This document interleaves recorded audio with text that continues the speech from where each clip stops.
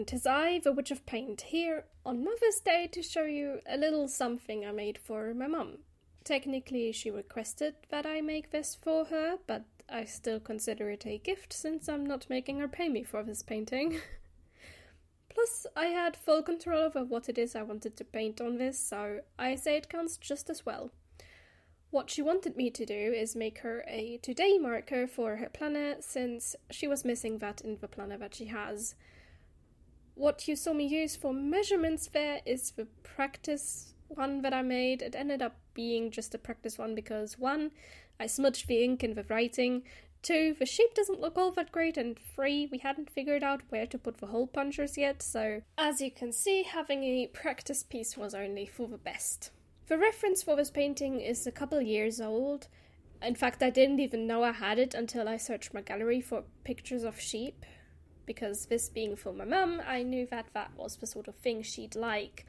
Considering, she loves Ireland, sheep, and also loves working with sheep wool. It was just a given that I was going to paint a sheep on this. You can also see that in the practice image I tried to get a little background in there, but for the official one I decided to keep the background simpler so that it doesn't end up being overcrowded and the focus remains on the sheep. Because the sheep is the thing that's very important here. But more on the background when we get to that point. First, we gotta get the sketch done. I started this off by very loosely sketching the general shape of a sheep's head and finding a good enough position for it. I wanted it to be the center of focus, obviously, when you open the planner on the day that it is on. So it had to be somewhat centered and big enough to catch your attention, while also not being too big and taking up the entire picture, if you know what I mean. One of yours is probably going to end up getting a hole punched through it, but that's fine with me. Might not be okay with Mum, but I'm okay with a hole through the ear. So long as the sheep doesn't lose its eye, I'm okay. And then, as I was sketching, I was slowly starting to wonder, why is the paper moving around so much? And then I realised I hadn't taped it down. This is why we tape down paintings, so that they stop moving around, and after realising that I had forgotten to tape it down, I decided to just very quickly do that and just secure it. But because I wanted the end result to be almost completely covered in paint, I taped down only at the little corners and the parts where I knew I was going to cut the paper away. So around the word today I did, kind of sketch out the sort of shapes that I wanted up there, and around that there would be paper cut off, so I knew I could just tape that down, no problem, because it wouldn't be there on the final product anyway. Once I got that tape down though, I could comfortably keep sketching without struggling to keep my paper from moving around. Starting with some details, defining the right ear, then drawing in the nose, and a nice happy smile because this is a happy sheep and we wanted to be looking happy. We wanted to give off good vibes whenever you open up the page on today and just see this happy sheep there, smiling at you. With the mouth in place, we can also define the shape of the face a little more, make it more accurate to the shape of the face that it's in our reference. Only one of the sheep's eyes is visible in the reference, but I sketched out a sort of second one because I felt it needed to be in there. Plus, that part of a sheep's face in the reference is covered by grass, and I don't have grass in this one because I want the sheep to shine. I don't want it to be hiding behind grass. After I erase the pencil, I am ready to paint the sheep. I didn't ink this one because none of the other watercolour pictures in my mum's planner have line art, and while my style is still very much different from the style from the person who made that planner, I didn't want to make it stand out too much by inking my lines. I began by taking a size 12 brush and some ultramarine from my Winsor Newton Sketches palette, with which I block out the general shadows on the sheep. So on the ears, the nose, the eyes, and some general shading on the wool of the sheep, doing my best to make it as fluffy as possible, while also trying to keep some of that white in there, because the first one, if you see how brown that was, oh no, I didn't want that. While I'm doing all that, let's look a little into why Mother's Day is a thing and how it turned into what it is today, which, in my opinion, is a mixture of trying to say thank you to your mum, but also for the industry to sell lots of cards, mugs, t-shirts, teddy bears, chocolates and other things. Capitalism! Woohoo! I mean, it's fine if you do that, don't get me wrong, but it's just like very blown up and capitalistic. Anyways, most of the websites that I clicked on immediately start with stating that it originates in the USA because they brought the capitalist Mother's Day to the rest of the world. But really, the celebration of mothers dates back to the ancient times. People have always celebrated moms. Or at least had some sort of way of celebrating mothers. The Greeks had festivals for their mother goddesses, Rhea and Cybele, so they technically, I guess, celebrated mothers, but the goddess mothers, I guess. In Irish mythology, you have Bridget, who is, representative of life, death, rebirth, giving birth, and stuff like that.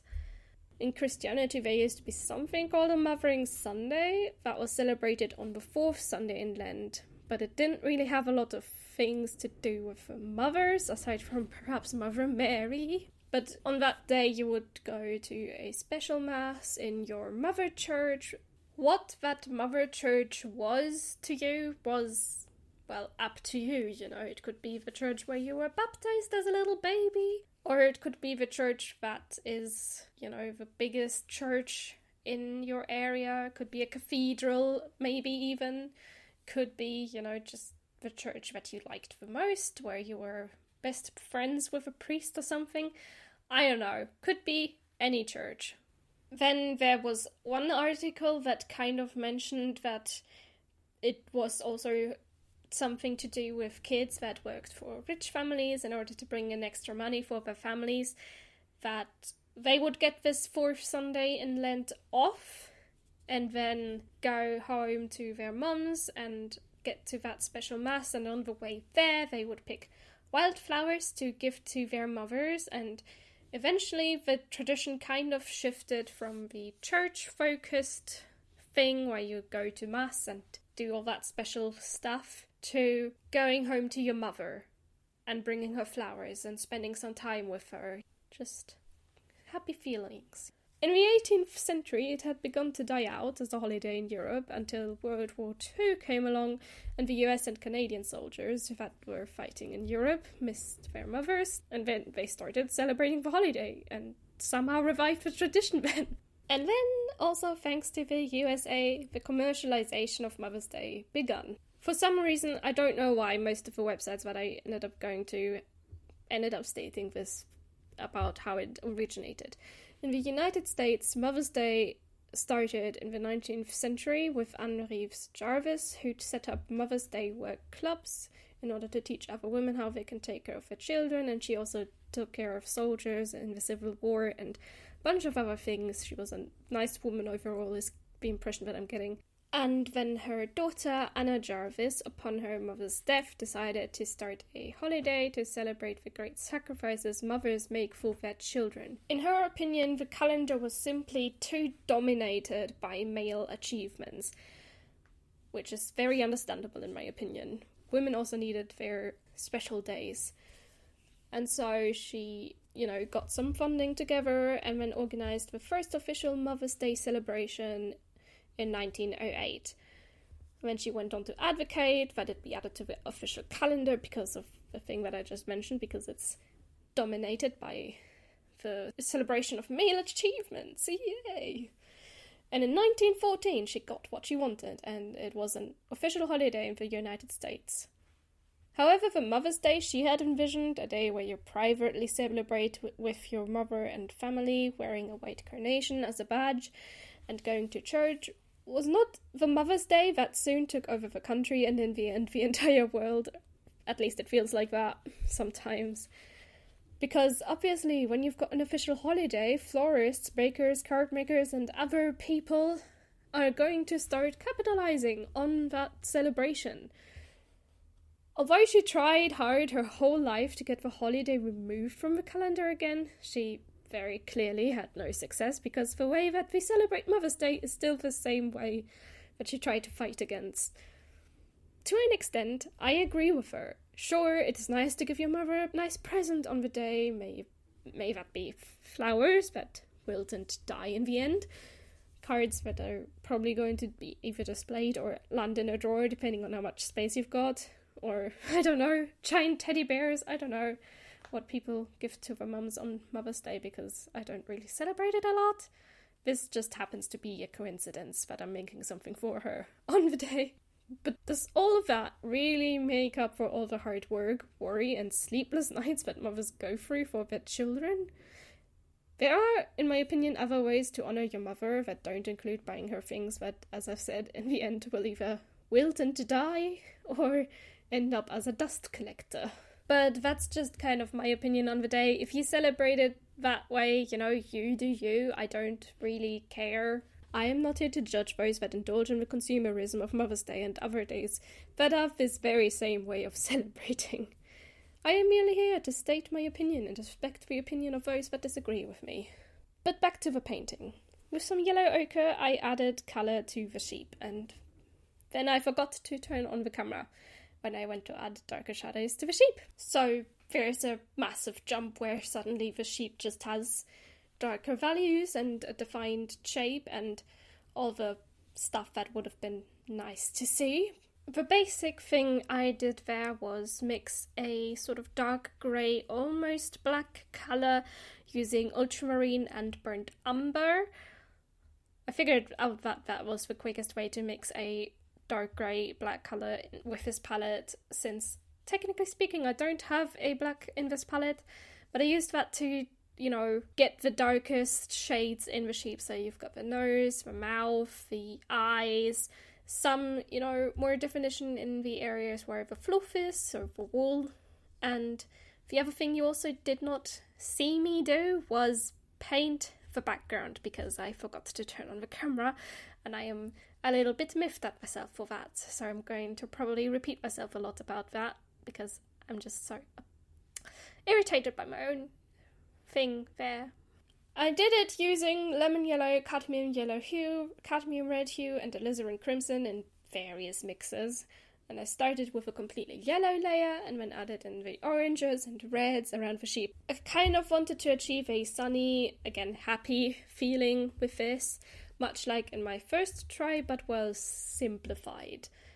As in, it's technically only a little gradient around the sheep, and it's just a little darker around the sheep, so that your focus is drawn to the happy face of the sheep. So I was kind of going for sunset vibes-ish with the colours, but not really drawing out a sunset scene behind it.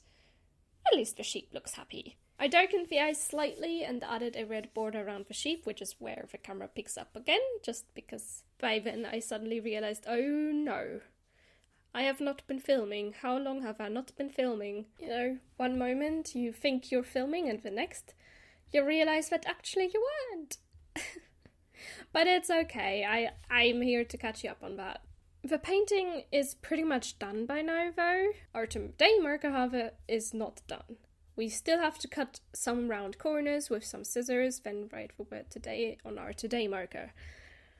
And yes, I am manually rounding these corners off. Mum asked for rounded corners, but I mean, I think we somewhere have a, you know, puncher that cuts round corners, but I think I'm good enough at rounding off corners that I decided to do it manually and with my own scissors, just very, very carefully cutting the curves and trying to keep my hand movement even as I'm cutting these rounded corners. In the end, I don't think anyone will be able to tell that it's done manually unless one corner is like severely smaller than the others, but I think I did a very good job at keeping them all even, and I'm very proud of myself for that.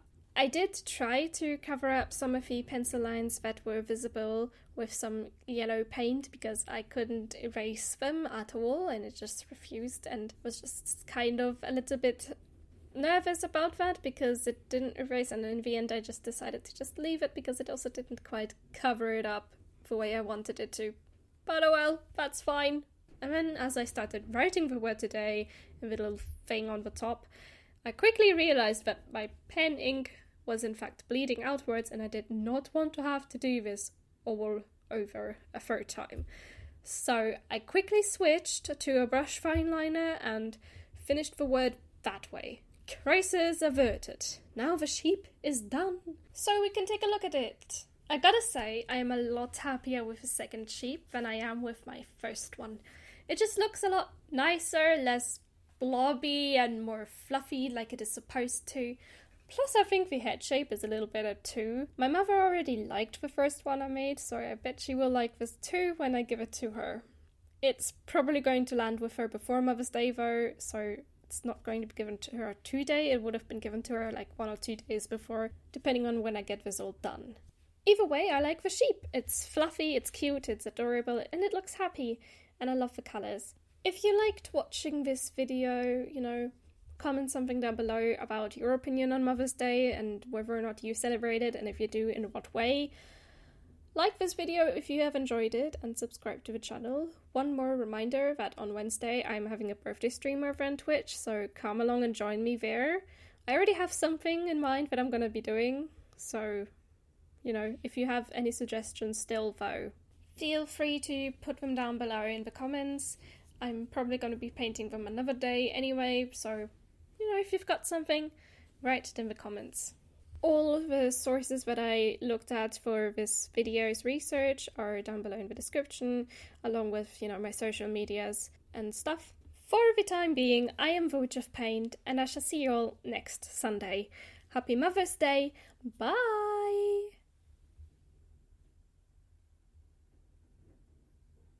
Oh, look who's made it to the end of the video. Well done to you. As always, there are outtakes for you to listen to if you so feel like it. Have fun. As you can see, having a reference piece, not a reference piece, practice piece. First, we gotta get the sketch.